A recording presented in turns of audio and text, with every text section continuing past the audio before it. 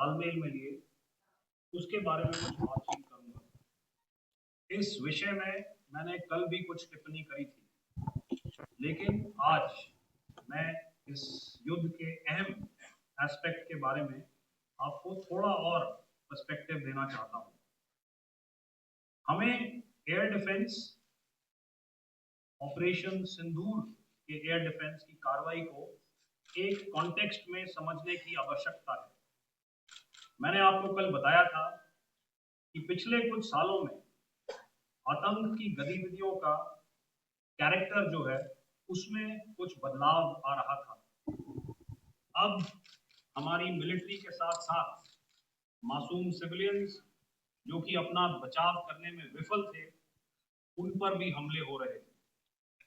2024 में जम्मू सेक्टर में शिव खोरी मंदिर को जाते हुए यात्री और इस साल अप्रैल में पहलगाम में मासूम पर्यटक इस खतरनाक ट्रेंड के विशेष उदाहरण हैं। पहलगाम तक पाप का ये घड़ा भर चुका था। उसके बाद जो हुआ उसके बारे में हम कल विस्तार में बातचीत कर चुके हैं, क्योंकि आतंकियों पर हमारे सटीक हमले लाइन ऑफ कंट्रोल और इंटरनेशनल बाउंड्री को पार करे बिना किए गए थे। हमें पूरा अंदेशा था कि पाकिस्तान का वार भी बॉर्डर के उस पार से ही होगा। इसलिए हमने अपनी एयर डिफेंस की पूरी तैयारी पहले से ही कर ली थी। हमारी इन्वेंट्री में शामिल counter manned aerial systems, electronic warfare के साधन और एयर डिफेंस वेपन्स का इंडियन एयरफोर्स के इसी प्रकार के सिस्टम्स के साथ एक अनोखा मिश्रण किया गया।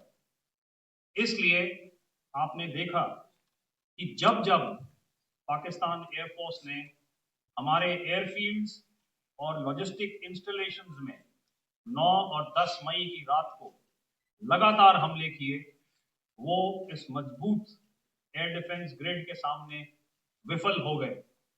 आपके सामने इस ग्रिड को एक तरीके से दर्शाया गया है। आप देख रहे हैं कि इंटरनेशनल बाउंड्री से कितनी layers, radars, counter unmanned aerial systems, उसके पीछे शोल्डर फायर्ड वेपन्स, हमारे विंटेज एयर डिफेंस वेपन्स जो कि काफी सालों से हमारी सेना में हैं। एयर मार्शल भारती ने भी उसके बारे में बात करी। और लास्ट में हमारे modern air defence weapon systems. तो कोई मौका नहीं था कि पाकिस्तान एयरफोर्स ये मल्टी टियर डिफेंस को पार करके पीछे हमारी एयरफील्ड्स या लॉजिस्टिक इंस्टॉलेशंस को टारगेट कर पाए। ये जो डायग्राम आप अपने सामने देख रहे हैं, ये मुझे एक इंसिडेंट की याद दिला रहा है। और मैं आपको इस उदाहरण के जरिए से एक ये एस्पेक्ट हाईलाइट करना चाहता हूँ। जब मैं स्कूल में था तो तकरीबन मेरे ख्याल से ये 70 का दशक था, और उस समय इंग्लैंड और ऑस्ट्रेलिया के बीच में, आज शायद क्रिकेट की बात भी करनी चाहिए क्योंकि मैं देख रहा था कि विराट कोहली टेस्ट क्रिकेट से रिटायरमेंट ले ली। कई भारतीयों की तरह वो मेरे भी फेवरेट क्रिकेटर हैं।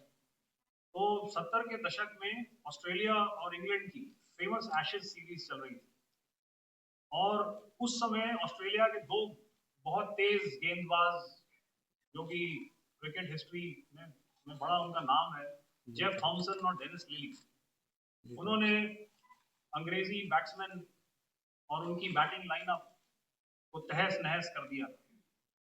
और ऑस्ट्रेलियंस ने उस समय एक कहावत निकाली थी, that from ashes to ashes and from dust to dust, if Thomo don't get here then Lily surely must।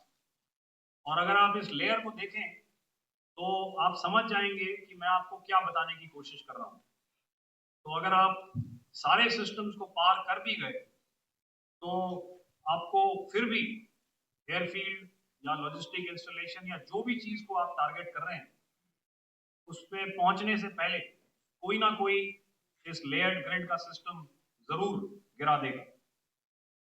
जो दुर्दशा कल आपने पाकिस्तान एयरफील्ड्स की देखी और शायद आज भी एयर मार्शल भारती की प्रेजेंटेशन में, हमारी एयरफील्ड्स हर प्रकार से ऑपरेशनल है। यही नहीं, पाकिस्तान के ड्रोन्स और वेपनाइज्ड यूएवीज से की गई हमलावर कोशिशें भी इस ग्रिड के कारण नाकाम हुई और जो बचे कुचे ड्रोन्स थे उन्हें हमारे शोल्डर फायर्ड हथियारों से मार गिराया गया।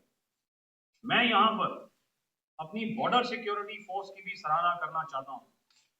उनके डायरेक्टर जनरल साहब से लेकर बॉर्डर पर तैनात बीओपी पर पहरा देने वाले आखिरी जवान भी हमारे इस अभियान में बढ़ चढ़कर शामिल हुए और बहुत बहादुरी से उन्होंने हमारा साथ दिया। उनके काउंटर अनार्म सिस्टम्स भी हमारे इस मल्टी टियर्ड एयर डिफेंस ग्रिड का हिस्सा थे, जिसके कारण पाकिस्तान की नापाक हरकतों का विनाश किया गया।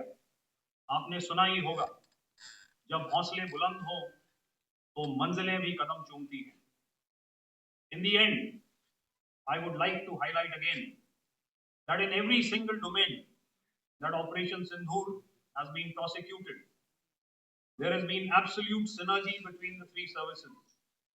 Not only have we, in this endeavor, been fully supported by our government, departments, and agencies, I cannot here not mention our 140 crore countrymen that have stood behind us with their prayers and goodwill, urging and inspiring us to achieve our mission and objectives. For that, we salute you. You are indeed the best. Jai Hind.